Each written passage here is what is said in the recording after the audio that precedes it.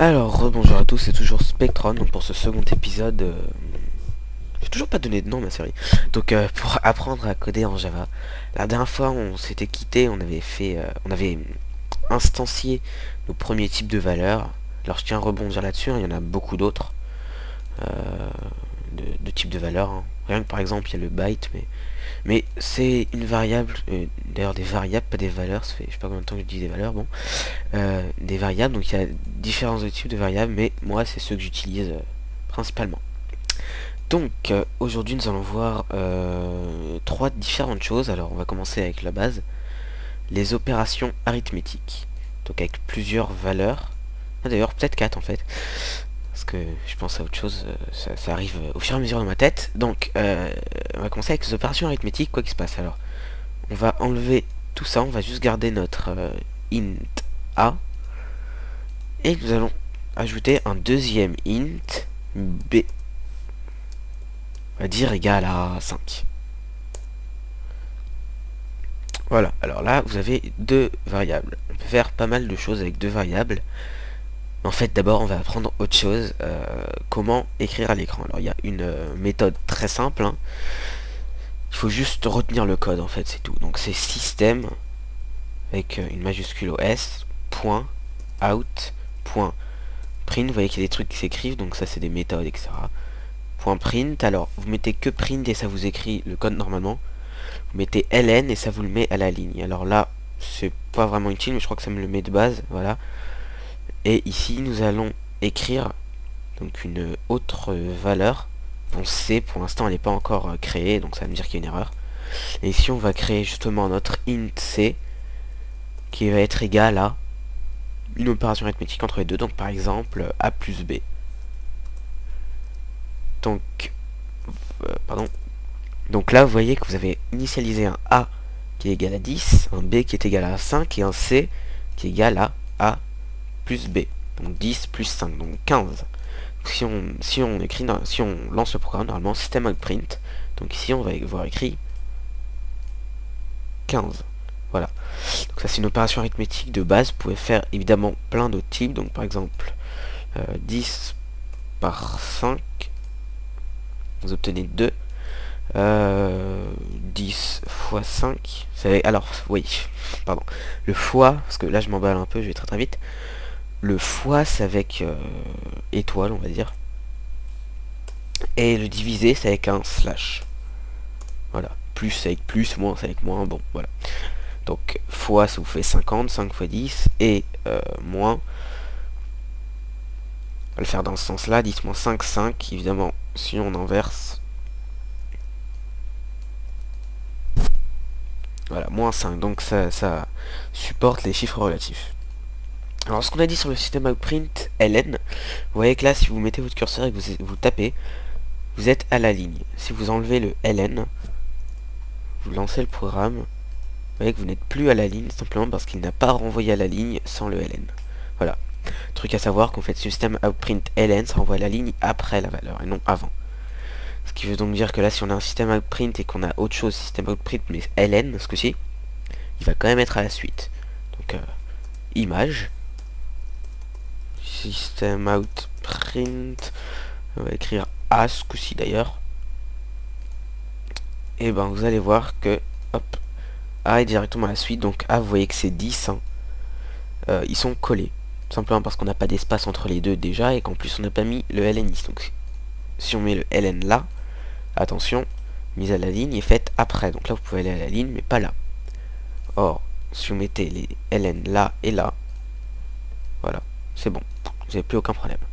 Donc très important, hein, si vous faites un système outprint sur un programme sur plusieurs lignes d'écriture, n'oubliez pas print ln. Il y a une autre méthode d'ailleurs qu'on va voir tout de suite, donc on va enlever les deux ln. Donc là on a mis une valeur dans notre système outprint, mais on peut mettre plein d'autres choses. Donc si on met entre guillemets, on peut écrire du texte, par exemple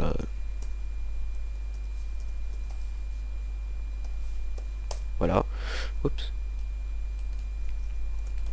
Et là si on lance système outprint, bonjour, bon 10 parce qu'il n'y a pas le ln évidemment, mais il y a une méthode, alors c'est pas ce slash ci, c'est l'autre slash de l'autre sens, n. Voilà, et là, bim, ça vous le met à la ligne. Donc ça veut dire le mettre à la ligne. Mais c'est également, ça marche, hein, l'avantage sur un seul système outprint. Donc ça vous permet de réduire un petit peu le nombre de systèmes outprint et donc le nombre à écrire. Donc par exemple, si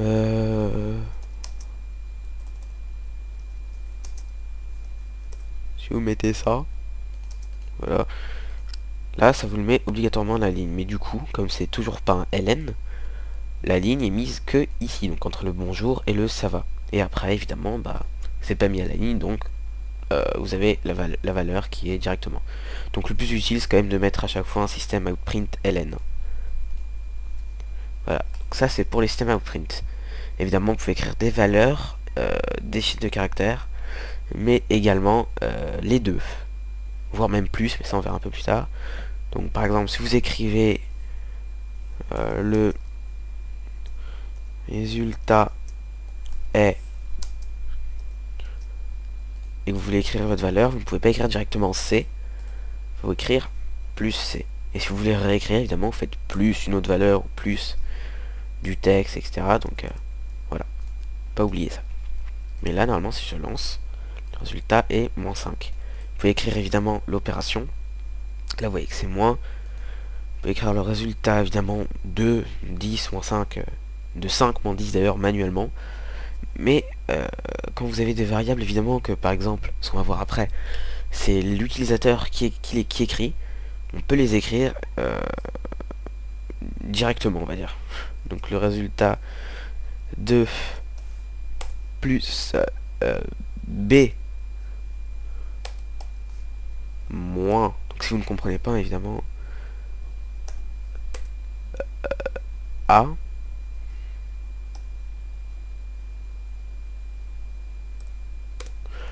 et C. Donc là, si je lance le programme, normalement le résultat de 5 moins 10 est moins 5. Mais vous voyez que là, vous n'avez pas pris directement ce que vous avez écrit. Vous prenez le résultat de B, donc la variable, plus moins A, et C. Donc là, vous avez vraiment les variables, et donc ça peut être fait vraiment à chaque fois par rapport à ce que la personne écrit. Et d'ailleurs, c'est ce qu'on va faire tout de suite. On va prendre un nouveau type de variable, j'allais dire, une nouvelle, on va dire, méthode, qui est le scanner. Alors, peut être à première ligne, ça peut être n'importe où. Vous allez créer vous allez instancier un objet scanner. Donc vous écrivez, donc ça pour instancier un objet, c'est quasiment toujours scanner, donc le type d'objet, sc de point new type de l'objet, donc par exemple scanner. Et par exemple, et non pas par exemple d'ailleurs, il faut écrire après, donc c'est que pour le scanner, hein, système.in, voilà. Et donc là vous voulez que le in se met comme ça, c'est ligne du système, en fait c'est input, je crois que ça correspond à un truc comme ça. Et là il faut importer, c'est obligatoire, Java util scanner. Faut savoir que si vous utilisez des programmes avec plein de méthodes comme ça, il y a une autre façon de le faire, hein. C'est très simple, pour remplacer le scanner par une étoile, ça vous importe tout java.util. Voilà. Mais ça après, il faut savoir quoi faire avec java.util. D'ailleurs, je crois qu'il est dans le JRE. Java util, je sais pas trop c'est où réellement, mais Java, le swing qui va nous être également utile. Il y a aussi le AWX, je crois bien qu'il va nous être utile, donc ça apparemment c'est pas dans ressources.jar. Ça c'est des méthodes, des classes. Bon, pas important, il doit être quelque part. En tout cas voilà, c'est quelque chose d'ici qu'on importe. Et ça c'est le JRE System Library qui est, et évidemment, donc on peut ajouter des plugins, donc comme par exemple le 3D Core, mais c'est pas le sujet. Donc, ici on a importé un objet scanner. Ce qu'on veut maintenant, c'est que on reçoive l'information que la personne a tapé. Donc par exemple ici, on veut recevoir le chiffre que la personne a tapé. Donc pour ce faire, on va écrire on va écrire donc int, donc un nouvel int dd, oui c'était bizarre. Non, Oh non, pas besoin. Je fais n'importe quoi. Donc c'est le int. Déjà, on va faire un truc plus simple. On va faire A plus B. Et l'int A, au lieu d'écrire que ce soit 10, on va dire que c'est la personne qui doit l'écrire. Pour ce, on met sc.next int. Alors, il faut savoir que par défaut, si c'est un float, vous écrivez également scnext. Mais ici, float, pour le caractère, ça marche pas, mais pour quasiment toutes les valeurs numériques, ça marche. Hein. Pour le string, vous mettez next line.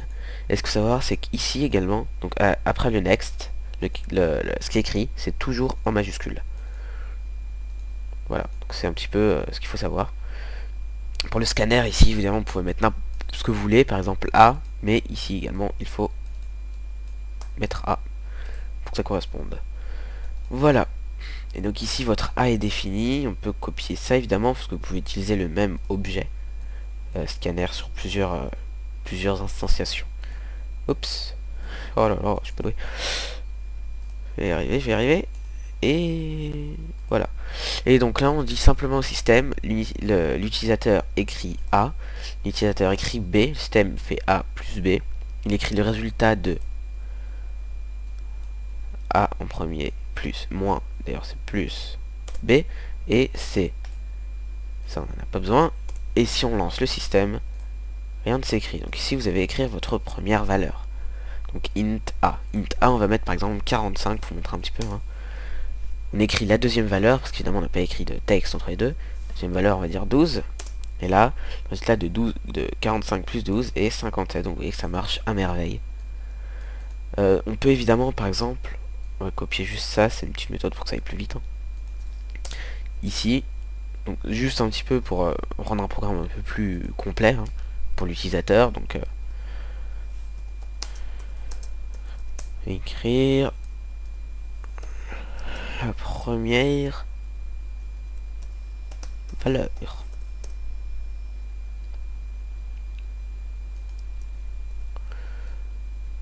Voilà, ici évidemment faut pas oublier le ln ou sinon je juste vous montre quand même si vous oubliez le ln. Le premier... Ah quoique là en fait ça peut être pas mal. Justement.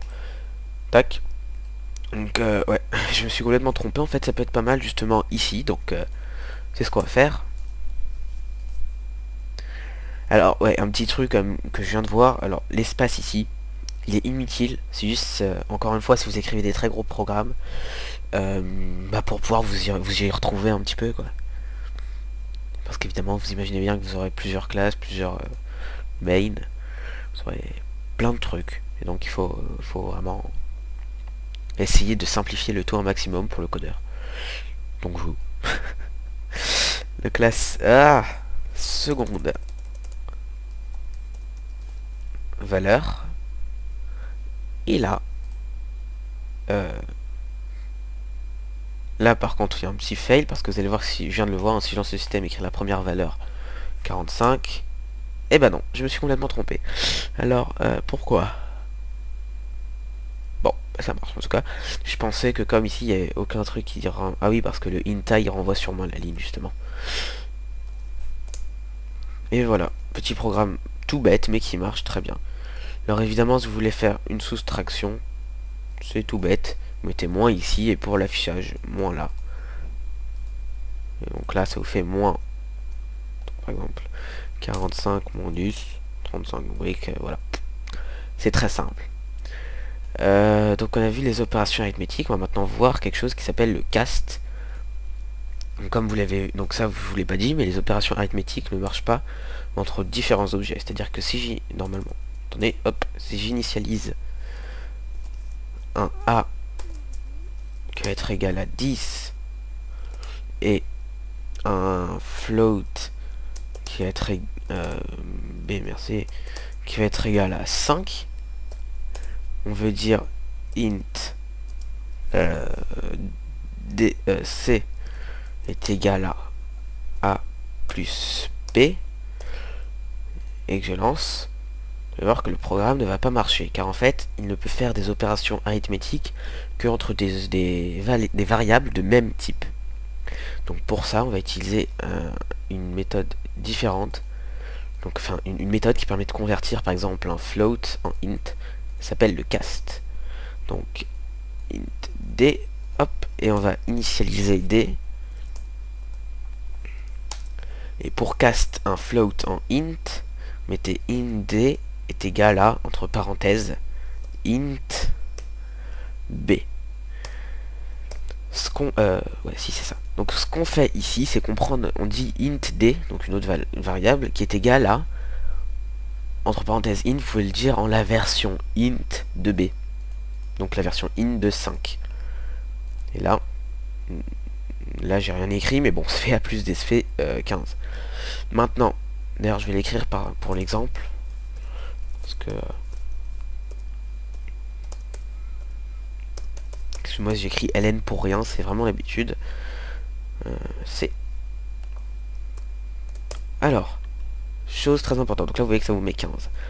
Il faut savoir que lorsque on convertit un float en int, un float c'est un chiffre à virgule, par exemple 5.5, eh bien il faut savoir que, eh bien, j'ai dit combien de fois eh bien là.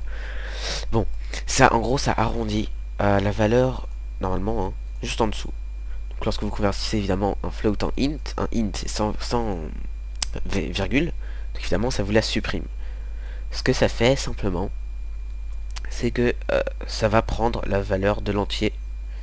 Donc la valeur vraiment juste de l'entier. Ça va pas essayer de convertir. Par exemple si ici je mets 9, normalement ça va me la réduire à 5. Même si normalement c'est plus proche de 6. Donc ça ne vous fait pas d'arrondi. Évidemment il y a des méthodes qui permettent de le faire, mais c'est pas le sujet. Donc il faut le savoir, vous pouvez évidemment convertir tout en tous quasiment à chaque fois avec la même méthode. Donc, par exemple si ici ça aurait été un double, on peut enlever ça, et bah ça marche aussi, hein, ça vous le transforme en int, le cast marche. Donc voilà, on a vu les casts, donc on a vu le scanner et le système outprint. Donc on a vu tout ce qu'on avait à voir pour aujourd'hui. Je vais juste vous montrer un petit programme également que j'ai écrit, hein. Analyseur, peut-être un peu gros pour l'instant. Premier jeu, ça n'a rien à voir avec un jeu d'ailleurs. Je vais voir si c'est ça.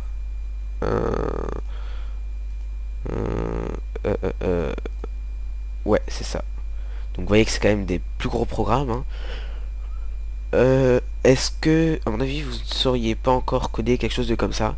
C'est juste pour vous montrer, en gros, à la fin de quelques épisodes, ce que vous pourrez faire. Donc ça, c'est un système donc vraiment pas compliqué. Le truc, c'est qu'il est sécurisé, entre parenthèses. Ah, excusez-moi 3 secondes. Voilà, alors désolé pour cette petite coupure. Donc comme je vous le disais, c'est un système que vous pourrez faire dans pas très longtemps, mais le truc très important, c'est qu'il est sécurisé.